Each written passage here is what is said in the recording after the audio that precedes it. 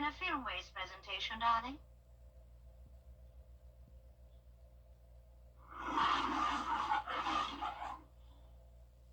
This is WJBF, your home for memorable. It's been raining nonstop since this afternoon, and that's putting several CSRA counties under flash flood warnings, and we'll continue to see this rain overnight into our Thursday. The Viper 6 Alert Day continues. I'll have more details straight ahead. Channel 6 at 10, heavy rains, yes, making an impact in the CSRA. How those still recovering from Hurricane Helene are preparing as your news starts now. Live from Television Park, this is WJBF News Channel 6 at 10 on MeTV.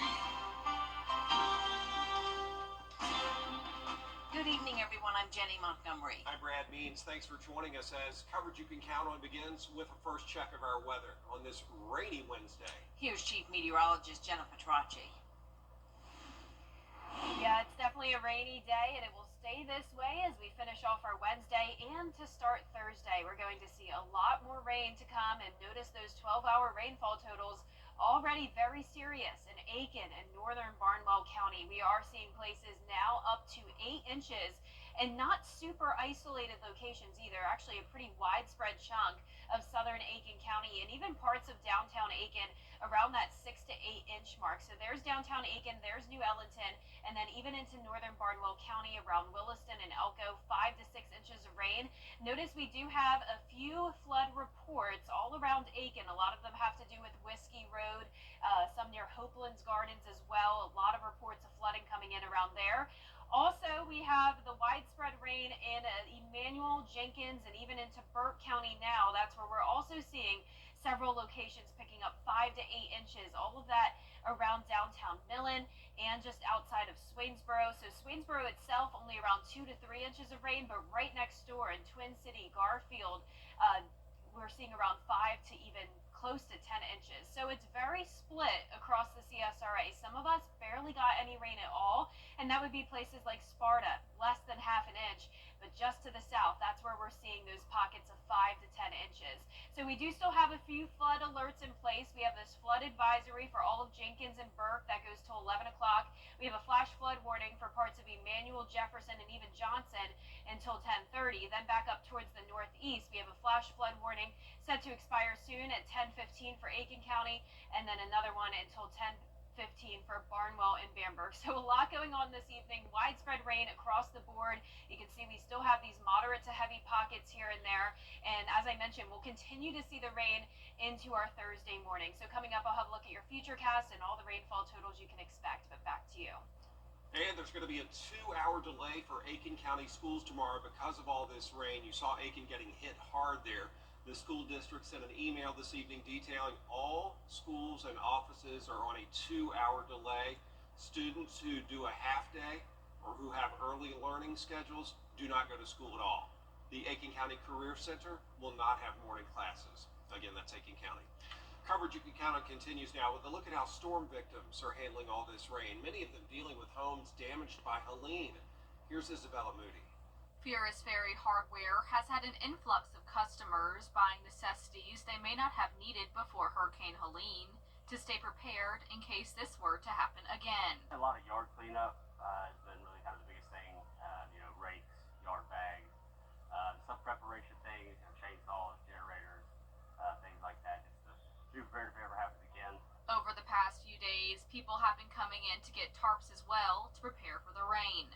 They now want to keep the store stocked with items that can help people during a disaster. I both cover ordering, so we're listening to what people are buying and what they're wanting. 2 people I spoke to had to move out of their homes due to damage from Helene. One is nervous to see what their house will look like after the rain, hoping the tarps keep it dry. To see how much coverage those tarps provide, because our house is covered in tarps. That's pretty caved in at the moment. We've already got pretty substantial mildew and mold growing in the house, so I'm just anxious to see how that plays out. We are just taking it day by day, waiting to hear what the next step is. Philip Coretti is set to close on his home in 2 weeks, but the roof of the house is covered with tarps due to Helene, making this rain stressful for him. the area was tarped, but it's a huge opening in the top of the roof, and there are actually two large tarps on top of the roof. Now, they're in place, but with high winds and rain, you're just concerned that maybe the tarp's going to break loose, and then the rain starts pouring in, causing more damage. In Augusta, Isabella Moody, WJBF News Channel 6. Questions about the cleanup efforts in one Augusta neighborhood, Woodbine West off Washington Road, suffered extensive tree damage from Helene. The neighborhood started cleanup efforts, and now they're seeing city debris trucks. Some have questions about whether debris pickup in a gated community will be reimbursed by FEMA. I mean, we're all paying taxes, and that's what this is all about. This isn't my first hurricane. I was on Hilton Head for 40 years, so I've been through a few down there. And I was in a gated community down there, and FEMA came in there and cleaned up. So I would expect the same thing in Augusta or Atlanta or anywhere else. You're paying taxes, and you're entitled to what everybody else is entitled to. Augusta's debris manager says in Woodbine and other gated communities, the city can still submit the cleanup cost to FEMA for consideration. Aiken County is going to have a new sheriff in January. It's Marty Sawyer. He beat out Lucas Grant for the job. There you see 64% of the vote for Sawyer, replacing Sheriff Michael Hunt, who is getting set for a well-deserved retirement at the end of the year. Sawyer says he wants to tackle drugs, violent crime, school safety, and boost police presence in rural areas. Windsor, New Holland, Jackson Beach Island, because that's what I've heard when I've been there is they don't see police cars. So putting more visibility, because visibility deters crime. You can't put a number on it, but it does. Sawyer takes over January 7th. Richmond County Board of Education will be welcoming 4 new board members in January. Bria Smith spoke with them about their plans. The 4 new board members will bring a new perspective to the board. They all happen to be mothers with children in the school system, which is why they ran in the first place. As a mother to a mother, the only thing we're known to do is provide and protect. And when I put my child in your hands, I'm expecting for you to do so. It's something Falasha Talbert shares with the new board members. It's the mother aspect, today's mother. See, 10, 15, 20-year-old mothers are so different because the children are different. So we're mothers of today's children, and that's what we'll all bring to the table. Being a mother and knowing that fear of I am giving my child to someone else to take care of, and having been a principal, so the state of Georgia states that your principal is the parent de facto from the moment that the school day starts to the moment that the school day ends. Shantae E. Boyd, Monique Braswell, Mary Jane Abbott, and Samantha Valentine were selected Tuesday to represent Districts 4, 5, 8, and 10. You want to know that when your child is out of school, you want to make sure and ensure that their safety is number one. The new members plan to implement school security, strong policy, increase literacy, increasing funding for educational resources, and more. District 4 electee Shantae E. Boyd says in a statement, "Thank you, District 4, for electing me to be your new school board trustee. I am honored to be able to represent you. I look forward to working with my fellow board members and the community stakeholders to continue the path and ensuring a bright future for our children and school district." I'm hoping that they do all plus within their job description. This is what we voted for. I voted for them. All 4 women sharing the same goal, paving a path to success for all students. They'll begin their term in January, and you can learn more about them on WJBF.com. In Augusta, Bria Smith, WJBF News Channel 6. Still ahead, the city of Augusta filling an important vacancy. What we know about the search for a new Parks and Rec director after the break. For the best in unique clothing. This is a WJBF Live 5/6 alert. Welcome back. Here's the latest when it comes to those rainfall totals. Once again, we are seeing a few pockets of 6 to even 10 inches of rain. That's what we're getting close to in parts of Aiken County, especially the south side. So that includes parts of downtown Aiken and then down to around New Ellington, Williston, Elko. Notice to the north of I-20, a completely different situation. So Edgefield and Saluda doing a-okay with just around an inch of rain, but those highest amounts are definitely in Aiken County, Barnwell, and then again in this additional pocket in Emmanuel and Jenkins. So these are our main areas of concern. Jefferson and Burke County also starting to see those rainfall totals climb, and you can see as we take a look across the board here, all to the north of I-20. So McCormick, Lincoln, Wilkes County only around a half an inch to 3/4 of an inch, but even Augusta now up to around 2 to 3 inches of rain, and Bamberg and Allendale starting to see those totals climb as well. So here's our aerial flood advisory that goes until 11 o'clock for a good portion of Burke and all of Jenkins County. Flash flood warning next door. That's for a part of Emmanuel and Jefferson County. Another flash flood warning for this small portion of Aiken County to the south of Wagner, and then another one down in Barnwell. And even though these will be expiring soon, we will likely see more as we go into the rest of the evening. Here's our temperature right now. We're sitting at 68 degrees. It's muggy outside. Temperatures in the upper 60s through low 70s with the rain coming down. Winds are also a little bit breezy, so sustained winds at 14 miles per hour in Sandersville, 10 in Sparta and Gibson, 12 in Edgefield, and the winds are gusting up to 25 miles per hour now in Gibson, 22 in Sandersville. Luckily, our winds will not go over 30 miles per hour, so not super concerned about the winds, but keep in mind with the ground being so saturated, it really won't take a super strong wind to cause some issues with vulnerable trees from Helene, and not to mention the rain is also an issue for those with damaged homes still from Helene, so definitely something to take seriously as we go into our Thursday as well. More rain is on the way, so we have all of this moisture across the two-state, and then another area of moisture, of course, from Hurricane Raphael. So this made landfall today in Cuba. It's now a Category 2 hurricane. It's going to be moving off towards the west, most likely towards Mexico, but it's also going to be pretty much dissipating before it makes its way towards land. So it's going down to a Cat 1 and then eventually just a tropical storm by the weekend. So we don't have to worry about Raphael. We just have to worry about this rain. Flood watch continues until 7 p.m. tomorrow. A lot more rain is expected, unfortunately. So we continue to see this moderate risk of flash flooding. It actually now has shifted further towards the north. So places like Edgefield, Columbia, McDuffie County does also have the risk of flooding as we go into tomorrow. These are the additional rainfall amounts. So notice this is not the total amount. We could see an additional 4 to even 6 inches of rain on top of what we've already had. And you can see here on our futurecast, it continues until around lunchtime tomorrow. We won't be completely drying out and we'll be left with pretty cloudy skies, but we will see much lower rain chances by Thursday night into Friday. Here's a closer look at home now. Tonight at midnight, heavy downpours still coming down all the way until around 8 o'clock in the morning. Unfortunately, our southeastern counties really still getting hit with a lot of it, and that can even continue into noon for some places. So please stay safe, especially on the roads tomorrow, and if you're headed out late, early in the morning when it's still dark.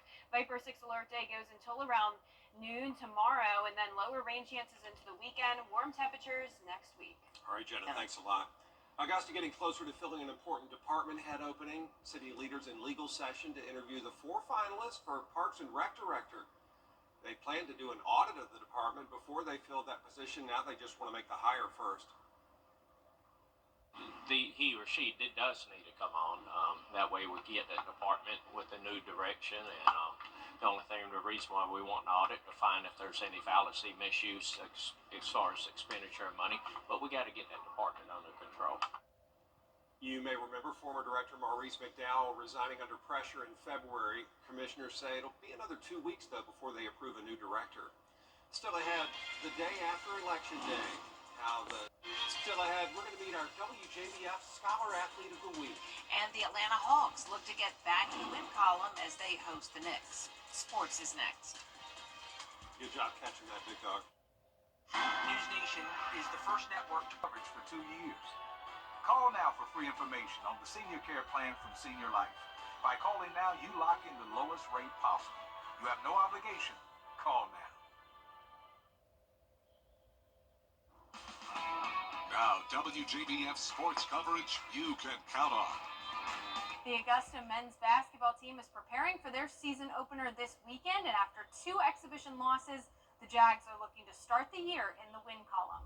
After the team lost on the road to Clemson, they hosted Emory for an exhibition match where they lost 81-76. Head coach Dimitris feels confident that those losses helped inspire his guys to get to work and he hopes this weekend will help him get a clearer picture of where his team is at. We had a lot of question marks, but we think we fixed some of them in the last couple of days in practice. The good thing is we've challenged our team to change some of their ways, and we told them before our last exhibition we're coming back Sunday and practicing twice, and they responded well to it. But right now, I said when we start playing games for real, I don't play people just to play them, and it's a challenge for every coach. But like especially when they're young and not playing, how they work and they keep working, and there'll be opportunities throughout the year. Augusta opens the regular season in the 45-second Classic on November 8th and 9th in Wilson, North Carolina. They'll take on Mount Olive on Friday and Barton College on Saturday. Every week we honor an exceptional athlete who is also a leader in their school and in their community. This week's WJBF Scholar Athlete is Blackville Hilda's Anastasia Beaver. Anastasia is a four-sport star for the Hawks, playing volleyball, basketball, track, and cheer, where she's captain of the volleyball team and placed 6th at state in the 4x100 meters. In the classroom, she is the student council president, ranked 8th in her graduating class, and is a member of the Future Business Leaders of America. Her parents and coaches say it's been so fun to watch her get involved and become a leader. It's really an honor. I just want to thank God, my coaches, my family, my friends, and especially my parents for just keeping me striving to be the best person that I am. I've made a lot of friends for the past 3 years since I've been playing sports. It was truly amazing. I thank God and her coaches for sponsoring her for this award. It was a surprise. When she came and told me she wanted to play sports, I was like, okay. And then she got in every sport. So I've seen her grow academically and physically through her sports, and I'm very proud of her. I tell her all the time, and I tell her and everyone how proud I am of her. Very proud. My mother does a real fine job with her and everyone else. I'm so grateful for everyone. I'm so happy for her and excited. She's a great student athlete, really supportive of her teammates, classmates. She's over a lot here at the school, student council, I believe. So Anastasia's very involved, and we just love her here. I mean, it's more of leadership, the humility that comes with it. So even though she does well, she is the region champion 2 consecutive times. So I mean, she brings a lot to the table. I think she's grown as a leader. She's grown as a student, as a person. Character-wise, she's grown. So I think all of those things are going to make her become very, very successful. Anastasia hasn't picked a college just yet, but she plans to run track in college while majoring in exercise science in the hopes of becoming an athletic trainer. A huge congratulations to Anastasia Beaver and her family. The Aiken football team was set to make up their homecoming game against Gilbert on Wednesday, but bad weather delayed it for the second time. So the game will now be played on Thursday. The Fighting Green Hornets will host the Indians for a 6 p.m. kickoff, and we'll have highlights from that game right here on News Channel 6. And speaking of high school football, it's time to vote for your Football Friday Night Player of the Week. Here are this week's nominees: North Augusta's Corey Tillman, Warren County's Kosa Pender, Burke County's Sean Vandiver, Briarwood Academy's Cutler Fleming, and Barnwell's Nehemiah Brown. You can vote once per day, and voting will close Friday night at 11 p.m. We'll announce the winner on Football Friday night at 11:35 p.m. Head over to WJBF.com to cast your vote. That does it for sports. Giving your best to music ambassadors. Get your tickets now at AugustaSymphony.com. And last but not least, finding personal treasures after tragedy in Oklahoma. One mother salvaging a photo a tornado blew miles away from her home. And her local news team found it nearby a hospital and have been looking for the owner ever since. Natalie Clydesdale has the story. I don't know how we survived or anything like that, but it was the scariest thing ever in my life. Joanne Prim and her husband woke up to storm sirens Sunday morning. And all of a sudden the wind got really, really loud, and our roof left, and our wall to our bedroom left. The tornado ripped through her neighborhood near southeast 86th and Sooner. This is the aftermath. Our house is totally destroyed. While searching through the rubble, Prim got a message from a woman who caught our news story earlier this week about our crew finding this photo in Oklahoma Heart Hospital South's parking lot. She's like, "Is this your son?" And I was like, "That's my son." And I got chills, and I was like, "Oh my gosh." And I went and watched y'all's news story and watched it and everything, and I could not believe it. She called our newsroom Wednesday morning and came to pick the picture up. I think we have something that belongs to you here. The picture is of her son Connor when he was about 12 years old. This is when we lived in San Diego. We were at a birthday party at a go-kart racetrack. 10-day forecast. Viper 6 alert day continues tonight into Thursday. High chance of flooding. And then as we go into the weekend, staying mostly cloudy, still some slight rain chances. Next week will start to cool down a little bit, 70s, but then eventually upper 60s next weekend. The news continues at the top of the hour on WJBF News Channel 6 at 11. Hogan's Heroes is next year on MeTV.